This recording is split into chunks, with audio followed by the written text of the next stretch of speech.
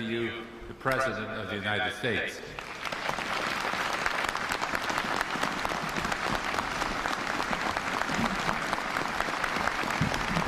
Thank you, Ed.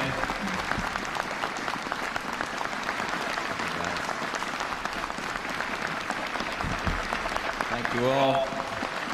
Thank you, Mr. Secretary, and thank all of you, to Secretary Garrett and General Powell, and members of the Joint Chiefs, the ranking enlisted persons with us here today, members of Congress, to General Streeter, and of course Mr. McCoy, fellow veterans and citizens.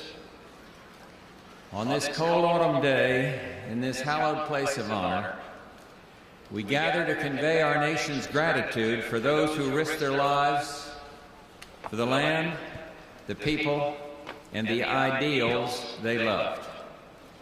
At the 11th hour of the 11th day of the 11th month of 1918, the guns fell silent, and the First World War drew to an end.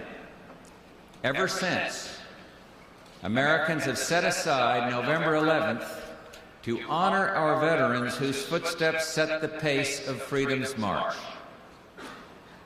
From our fiery birth in 1776 to freedom's latest triumph in the Persian Gulf, America's veterans have always answered the call and given their all whenever tyrants and despots imperiled freedom and democracy.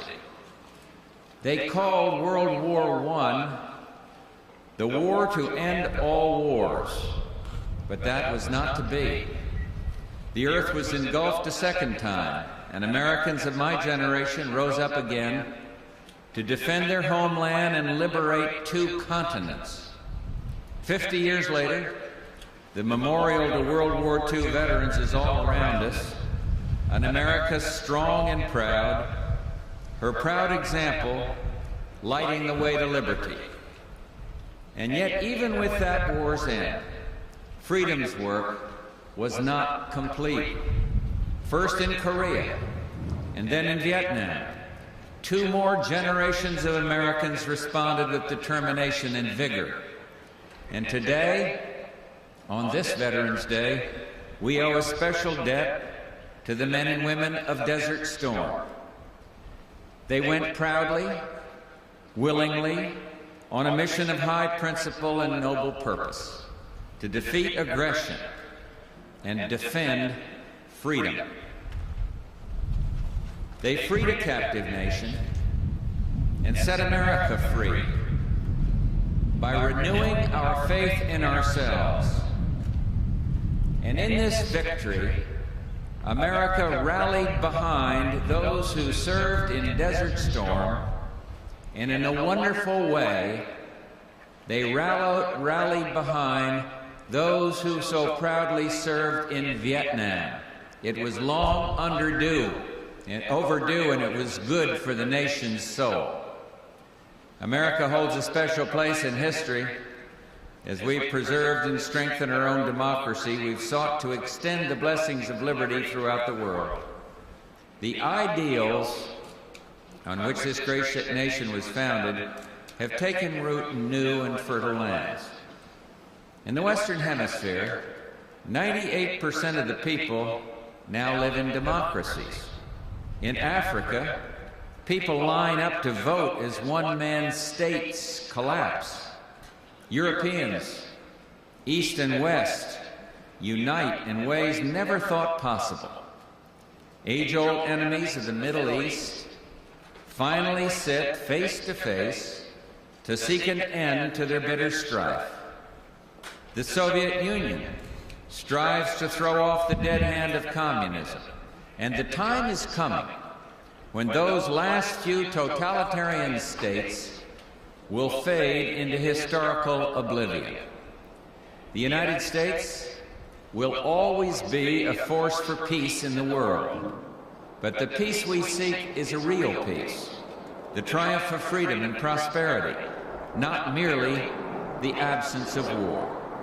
We can never know which war will be the last, but we take as our hope the prophecy of Isaiah that nation shall not lift sword against nation, neither shall they learn war anymore. And yes, we hope, we pray, that as the years progress, the face of war will recede into our distant memory. But the memory of our veterans and their sacrifice will never fade.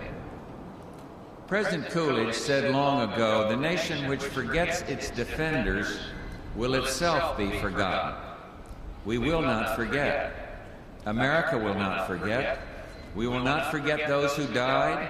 We will not forget those who do the hard work of freedom every day. And we will never forget the POWs and the MIAs yet to be accounted for. A year from now, 100 years from now, citizens will come here on November 11th to remember. And yet we cannot confine our obligation to a single day. We must always remember the importance of preparedness and the high cost of liberty. For more than 50 years, 24 hours a day, a lone sentinel has kept a silent vigil aside the tomb of the unknowns. And recently, one of the outstanding men who guard the tomb was asked, "What is it like here at night, alone, in the quiet of this place?" And he said he felt a kinship to the men resting here, that this was where he wanted to be, here to honor his comrades and all they represent. Sometimes, this young PFC said, the rain streaks in your eyes or your fingers go numb from cold, but then I think about what they suffered through. And after that, my duty doesn't seem hard at all. There's a poem the honor guards learn that says it all. You are guarding the world's most precious gifts. You alone are the symbol of 250 million people who wish to show their gratitude. And you will march through the rain, the snow, and the heat to prove it.